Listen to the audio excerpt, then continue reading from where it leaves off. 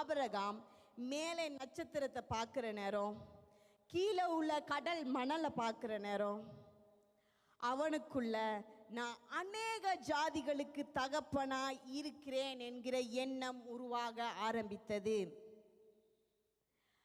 அவனுடைய வாழ்க்கையில் தேவன் அவனோடு இருந்து கிரியை செய்கிறவராய் இருந்தார். உங்களுடைய வாழ்க்கையில் கடவுள் வாக்குத்தத்தம் பண்ணினதை அவர் நிறைவேற்ற வல்லவர். தேவனுடைய வார்த்தை உங்களை வெளியே அழைத்து உங்கள் எதிர்காலத்தை அது காட்சிப்படுத்துகிறது. வேதம் சொல்கிறது, நான் உனக்கு சொன்னதை செய்யும் அளவும் உன்னை கைவிடுவதில்லை.